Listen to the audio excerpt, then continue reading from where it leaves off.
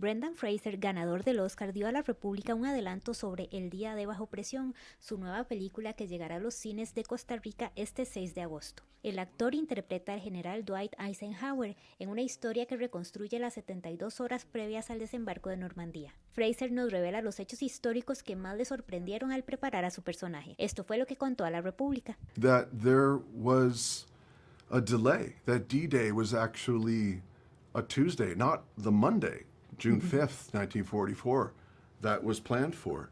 It was postponed because of bad weather. That was only learned about the weekend prior when the meteorologist James Stagg reported to the Joint Chiefs of Staff that there was an inbound storm, and if they were to attack under those conditions, it would be a disaster. And the next time that they could attack would have been 2 weeks later, when it would have been, too late. The moon cycles would have to go through once for the tides, the amount of moonlight to attack in dark, many reasons, but mostly because the element of surprise would be lost.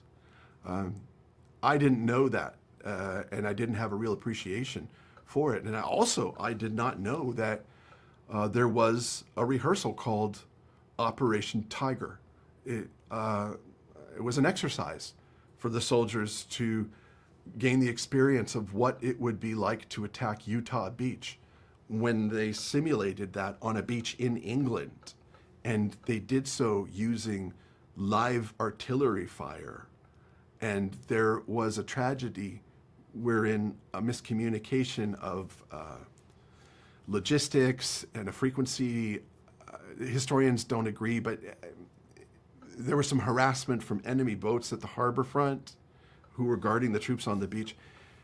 What it amounted to was the advance wave of soldiers did not get the message from the Admiralty to stand back for 1 hour, and they attacked as planned at 7:30 in the morning, and they should have gone at 8:30, and they walked right into their own munitions that were ordered by General Eisenhower.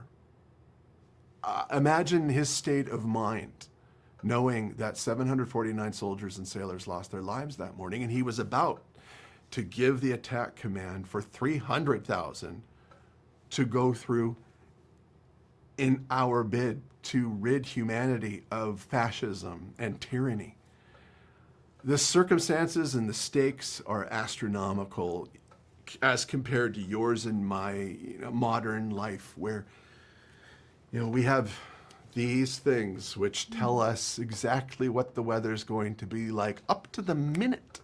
And in 1944, predicting the weather was oftentimes just looking out the window or relying on analog reports from years before and comparing the dates and making an educated guess. Well, when it comes to circumstances and stakes so high as such, you can't afford to be making guesses about this.